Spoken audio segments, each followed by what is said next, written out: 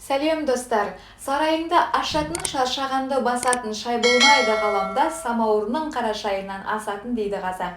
Шай қазақтың сүйікті сусыны, алайда біз күнделікті ішіп жүрген шайдың пайдасы мен зияны туралы білеміз бе? Сол туралы бүгін тақырып қозғайтын боламыз. Ал ендеше кеттік. Шай мидың белсенділігін арттырады. Қара шайдың құрамында мидың жұмысын жандандыратын және есте сақтау қабілетін жақсартатын амин қышқылы леотианин бар. Сондай-ақ сергітетін кофеин де кездеседі. Леотианин мен кофеиннің үйлесуі миға жақсы әсер етіп, сананың толық айқындық сезімін тудырады. Ұйқының орнына жақсы көңіл күй сыйлайды.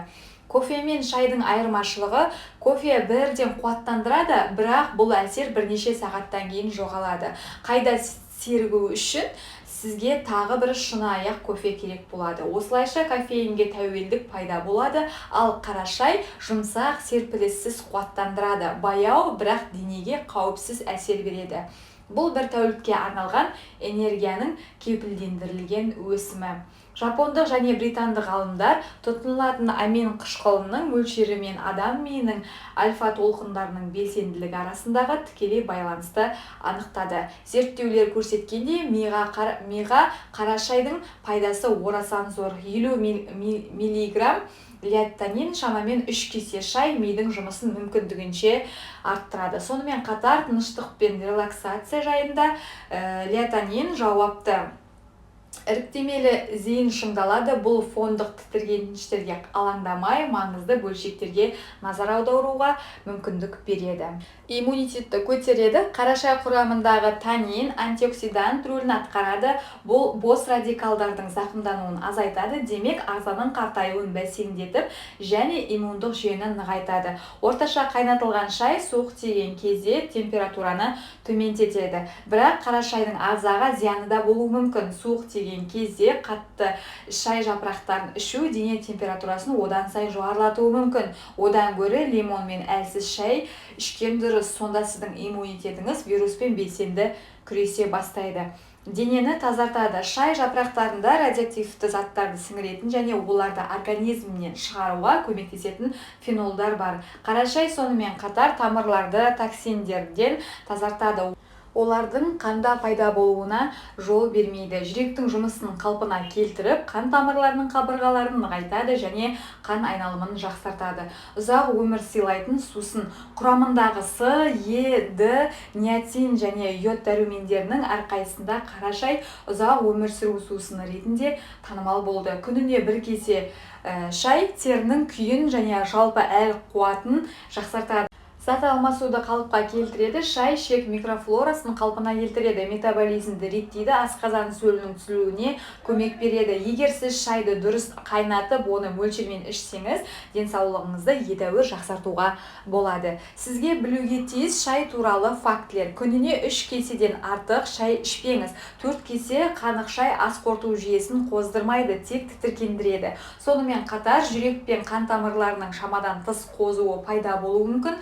Қатты қара шай қысымды күшейтеді. Ұйықтар алдында шай ішпеңіз. Шай ұйқыны қашырады. Жүкті әйелдерге құрамында кофеин болғандықтан қара шайды көп ішуге болмайды. Күніне 1 кесе де жеткілікті болады. Дәрілік заттарды шаймен бірге қабылдауға болмайды. Шайда 200-ден астам биологиялық белсенді заттар бар. Олар дәрі-дәрмектермен әрекеттесуі бек мүмкін.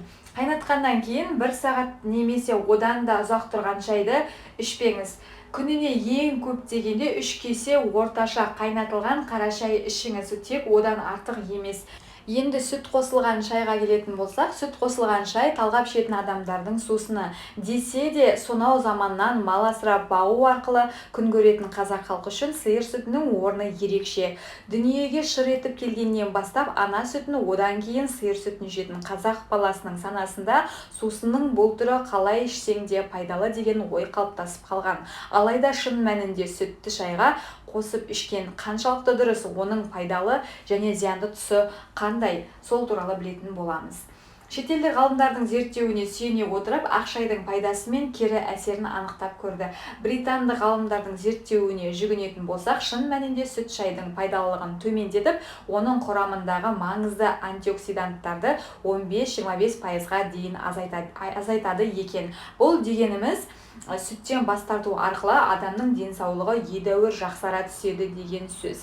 Бір қызығы сүттің зияндылығы оның қаншалықты майлы екеніне байланысты екен. Мәселен, майсыз сүт майлы сүтке қарағанда әлдеқайда зиян болып табылады. Бұл ретте дүкен сөрелерінде толып тұрған сүт қораптары едәуір зиян деген байлам жасауға толық негіз бар. Себебі олар шайдың құрамындағы антиоксиданттарды біз атап көрсеткен мөлшерден де көп жояды. Неміс дәрігерлері жүргізген келесі бір зерттеуге сәйкес сүт қосылған шай жүректің жұмыс істеуіне кері әсерін тигізеді. Себебі сүттің құрамындағы казеиндер шайдың құрамындағы катехиннің концентрациясын төмендетеді. Бұл заттар арқылы қан тамырларының кеңеюі процесі жүзеге асады.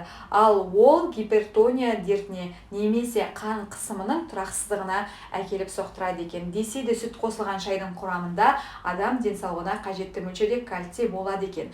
Демек, түптеп келгенде бұл сусынның пайдалы да тұсы бар екен. Қорытындылай келе, сүтті шайға қарағанда қара шайдың пайдасы көп екенін білдік.